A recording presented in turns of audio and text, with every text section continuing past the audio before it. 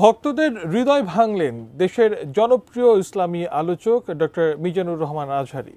বিশ্বখ্যাত দায়ী ডক্টর জাকির নায়েকের সম্ভাব্য ঢাকা সফরকে ঘিরে যখন জটিলতা ও উত্তাপ বাড়ছে, ঠিক সেই সময়েই আজহারীও ঘোষণা দিলেন এবছর আর উন্মুক্ত মাঠে তাফসীর মাহফিল করবেন না তিনি।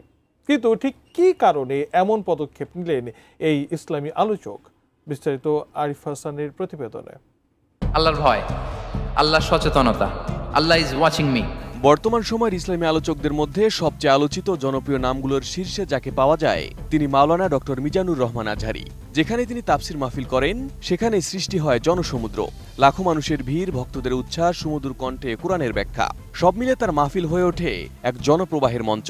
আর সেই আজহারী এবার হঠাৎ ভক্তদের চমকে দিলেন। এবছর আর উন্মুক্ত মাঠে কোনো বিভাগীয় তাফসীর মাহফিলে অংশ নেবেন না তিনি। শনিবার দুপুরে নিজের ভেরিফাইড ফেসবুক পেজে এক পোস্টে এই ঘোষণা দেন তিনি। কারণ হিসেবে কমেন্টে তিনি জানান, গত বছর তিনি 8টি বিভাগে তাফসীরুল কোরআনের মাহফিল করেছেন এবং প্রতিটি মাহফিলে কয়েক লাখ মানুষের ঢল নেমেছিল।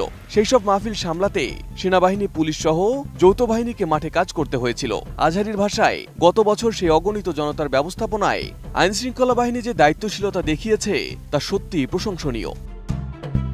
নতুন বাংলাদেশ গড়তে এলো জুলফিকার স্টিল। জুলফিকার স্টিল, ইস্পাত দৃঢ় অঙ্গীকার। কিন্তু এবার তিনি সময়টাকে অন্যভাবে দেখছেন, কারণ সামনে নির্বাচন। দেশ জুড়ে নির্বাচনী উত্তাপ বাড়ছে। রাজনৈতিক দলগুলো সভা সমাবেশ শুরু করে দিয়েছে। বড় কর্মসূচি আর গণসমাবেশ ডিসেম্বর ও জানুয়ারিতে টানা চলবে।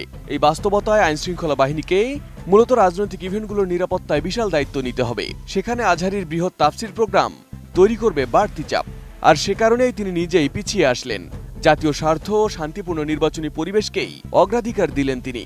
তবে নির্বাচনের পর আবারও শান্তিপূর্ণ পরিবেশে মাহফিলে ফেরার ইঙ্গিত দেন এই ইসলামী আলোচক। শুধু তাই নয়, আরেকটি গুরুত্বপূর্ণ দিকও সামনে এসেছে। আজহারী জানান, এবছরই যাত্রা শুরু করেছে হাসানা ফাউন্ডেশন, যার প্রতিষ্ঠাতা চেয়ারম্যান আজহারী নিজেই। জাতীয় পর্যায়ে শিক্ষা খাতে ভূমিকা রাখার স্বপ্ন নিয়ে গড়া এই প্রতিষ্ঠানের কাজেও এখন বাড়তি মনোযোগ প্রয়োজন। তাই আপাতত পুরো সময়ই ফাউন্ডেশনের কাজেই দিতে হচ্ছে। এদিকে একই কারণে সম্প্রতি বিশ্বখ্যাত ইসলামী আলোচক ডাক্তার জাকির নায়েকের সম্ভাব্য ঢাকা সফর ঘিরে বাড়ছে জল্পনা কল্পনা। আসন্ন নির্বাচনের আগে সম্ভাব্য জনসমাগম, নিরাপত্তা ঝুঁকি এবং সামগ্রিক পরিস্থিতি বিবেচনায় এখনও সরকারের তরফ থেকে আনুষ্ঠানিক অনুমতি মেলেনি।